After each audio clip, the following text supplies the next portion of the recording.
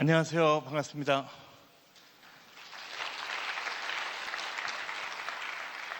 특별히 여러 선배님들 그리고 같이 동역하는 선교사님들 또 한국교회 많은 지도자들 앞에서 이렇게 간증을 할 기회가 돼가지고 하나님께 감사와 영광을 돌려드립니다. 저는 방금 소개받은 대로 아르헨티나 1.5세입니다. 10살 때 부모님 따라서 아르헨티나로 이민 갔어요. 그래서 청년 때 미국으로 유학 오게 되고 나중에 미국에서 또 다른 이민자로서 산민을 살게 된 케이스입니다. 제 큰딸은 아르헨티나에서 태어났고 아이 둘은 미국에서 태어났습니다. 또 많은 선교사님들이 그렇듯 특별히 저희 집에는 여권이 많아요. 색깔도 많고요. 문화도 많은 관계로 조금 이야기하다가 갑자기 언어들이 많이 섞여요. 그리고 문화의 갈등이 또 시작됩니다. 하나님께서 아르헨티나에서 제가 있을 적에 비즈니스 하던 와중에서 부르심을 받게 되고 신학을 하고 미국으로 유학 와가지고 당연히 아르헨티나로 다시 선교지로 생각하고 돌아가려고 생각하던 와중에 하나님의 계획은 달랐습니다. 하나님께서는 미국에서 공부한 후 미국에 있는 한인교회에서 선교 목사로 섬길 수 있도록 허락하여 주시고 그 와중에서 선교사로 부름받아서 떠나게 된 곳이 멕시코입니다. 지금까지 제 살아온 이 여정을 이렇게 계산해 보니까 10년은 한국에서 30년은 이민자로서 그리고 이제 20년 선교사로서 이렇게 살아왔습니다. 멕시코에서 이제 선교사로 살아온 것이 20년 됐는데 가끔 멕시코에서 있으면서도 일어나다 보면은 이런 생각이 들어요. 내가 진짜 한국 사람인지 아르헨티나 사람인지 미국 사람인지 아니면 멕시코 사람인지 혼동이 될 때가 많습니다. 그래서 제 스승이 가끔 얘기하던 게 있거든요. 그분도 선교사에 이제 MK로 자라게 됐는데 자기는 세계 국적을 가지고 있고 자기의 와이프는 특별히 세 남자와 결혼했다고 이렇게 자랑하고 웃기게 얘기하시던 분이 있어요. 근데 저는 계산해 보니까 제 와이프는 사모는 네 남자와 결혼하게 됐더라고요. 가끔 문제는 어떤 사람이 일어나느냐가 문제예요. 아르헨티나가 일어날지 멕시카노가 일어날지 한국 사람이 일어날지. 근데 보니까 저도 4명의 와이프를 가지고 살고 있더라고요. 와이프가 어떤 사람으로 일어날지에 따라서 그날의 분위기가 확 바뀝니다. 아르헨티나 사람 되면은 그냥 할 말 다 하거든요. 근데 또 한국 사람으로 일어나면 또 얌전해져요. 제가 선교사로 자랑스럽게 항상 느껴지는 게 멕시코에서 사역하면서 멕시코 목사님들이 저의 아이덴티티 문제를 해결해 준 것입니다. 저에게 이야기한 것이 출생으로는 한국인, 입양으로는 아르헨티나 사람, 그리고 공부로는 미국 사람, 그러나 이제 마음으로는 멕시코 사람이라는 것입니다. 그래서 선교지에서 사역하면서 마음으로 멕시칸이라고 현지 사람들에게 이렇게 이야기 듣게 되는 게 굉장히 기분이 좋더라고요. 선교사로서 이렇게 제가 계속 사역을 하지만 실은 저는 1.5세로서 이런 많은 문화 갈등을 그리고 또한 어려운 가운데서 자란 가운데서 장점을 가지고 사역한다고 볼 수가 있습니다. 제가 이런 장점 때문에 훌러에서 공부할 때도 쉽게 교수님들의 사랑을 많이 받았고 다문화적인 관점으로서 특별히 쉽게 조교가 되고 강사가 되고 통역하게 되고 그런 많은 기회를 갖게 되었습니다.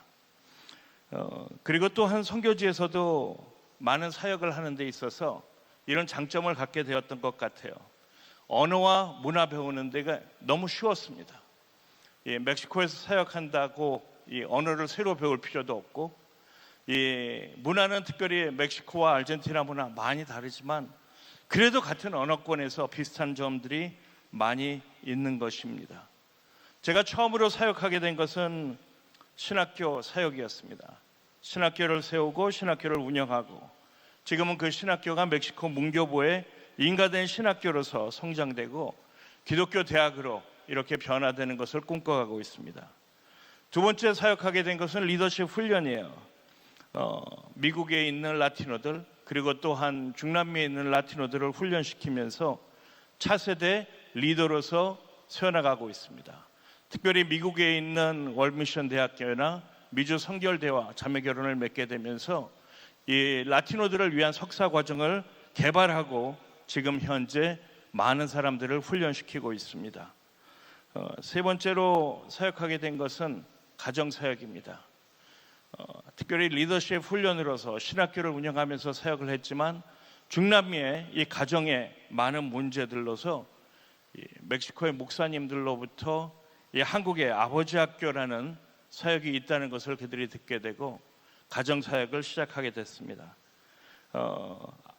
한국에 알려진 아버지 학교, 어머니 학교, 부부 학교를 특별히 멕시코에 상황화 시켜가면서 그곳에서 이 가정사역을 오랫동안 해왔습니다. 지금은 마지막 단계로 중남미 사람들을 선교사로 훈련시키고 파송하는 그 사역을 하고 있습니다. 3개월 동안의 선교사 훈련학교 과정을 통해서 지금 라티노들을 이 머슬렘국으로 파송하고 있습니다. 지금까지는 세네갈로, 키르기스탄으로, 레바논, 터키, 그리고 스페인과 독일 쪽에서 난민 사역을 하는 선교사들로 파송을 해왔습니다. 또한 지금 현재 하나님께서는 제가 다시 처음에 시작했던 이 후아레스라는 그 멕시코와 미국 국경지대에 위치해 있는데, 후아레스는 실은 많은 여러분들이 아마 이 마약 그쪽으로 영화 가운데서 많이 보셨을 거예요. 시카리오 같은 데 보면 시카리오의 바로 현장이 후아레스라는 도시입니다. 마약 전쟁으로 굉장히 알려져 있고, 지금은 특별히 중남미에서 미국으로 건너오는 이주민들을 통해서 많이 알려져 있는 도시입니다. 저희 팀은 지금 이 후아레스에서 이 신학교 사역, 그리고 리더십 개발, 또한 디아스포라 사역, 그리고 그 현지의 필요에 따라서 국경지대로 지금 몰리는 난민들을 위한 난민 사역을 감당하고 있습니다. 이것을 진짜 가능케 한 것은 바로 성교 공동체라는 개념이었습니다.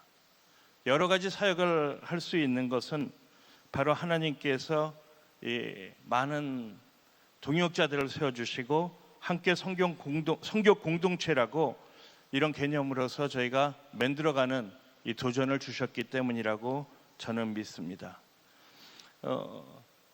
저의 사역을 이렇게 바라보면서 저를 바라볼 때 마지막 시대의 디아스포라의 네트워크로 하나님께서 새 소명 가운데 새롭게 하시고, 그리고 그것에 합당한 이 선교적 유산을 남길 수 있도록 허락하여 주신 것으로 저는 믿고 있습니다. 근데 저에게는 큰 약점이 있어요.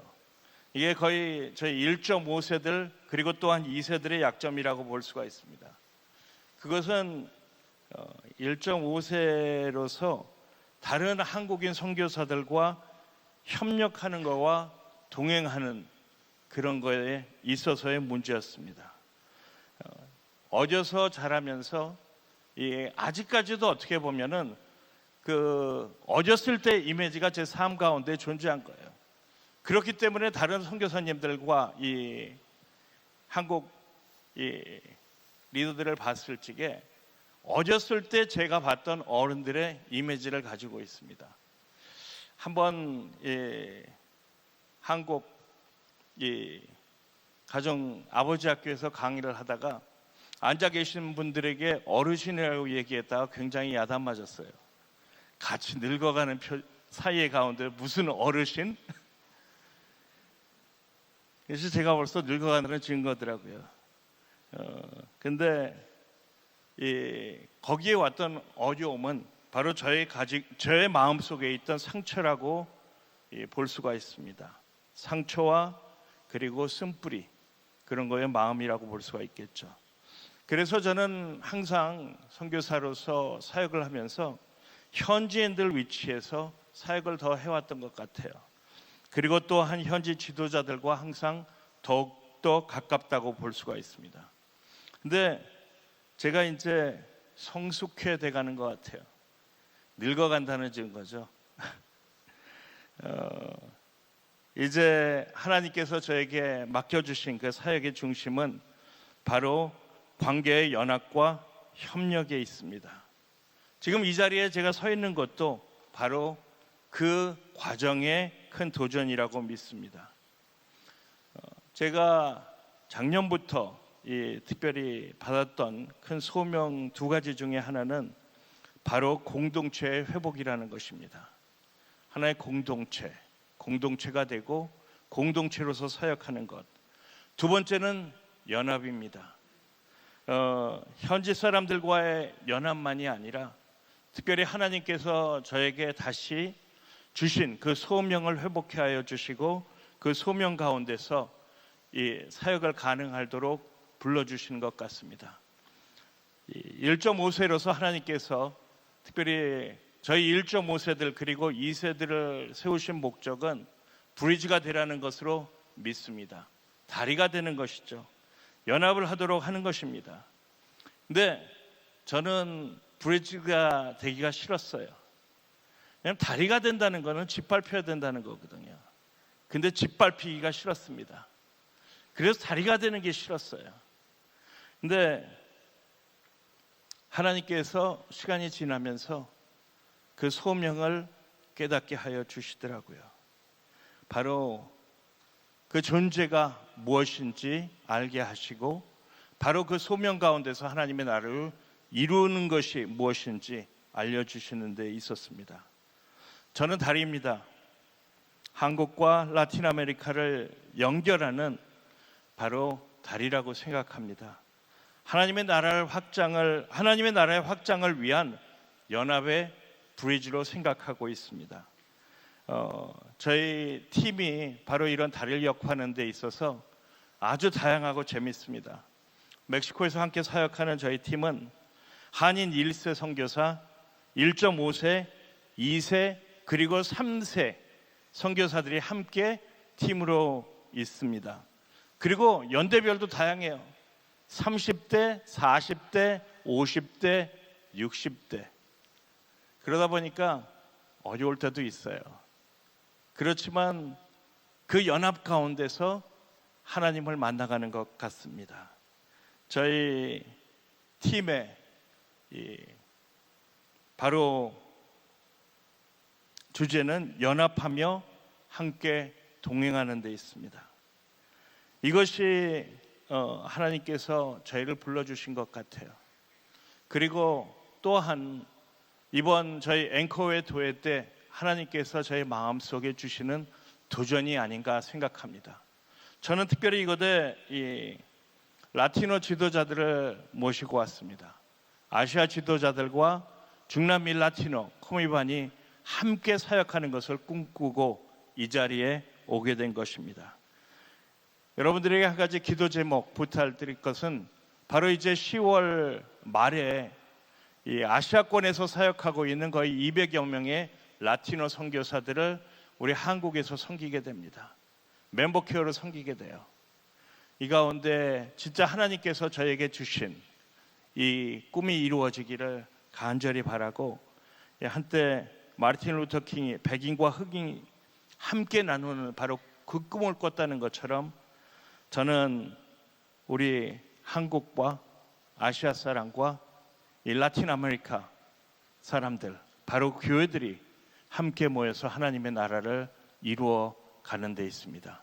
이것을 위해서 항상 기도해 주시고 항상 연합하며 동행하며 이 하나님의 나라를 이루는 바로 우리 한국 선교 모든 여러분들이 되기를 간절히 축복합니다. 그리고 이 가운데 저희 함께 하나님의 꿈을 이루는 한 사람 한 사람 되기를 주님의 이름으로 기도합니다. 감사드립니다.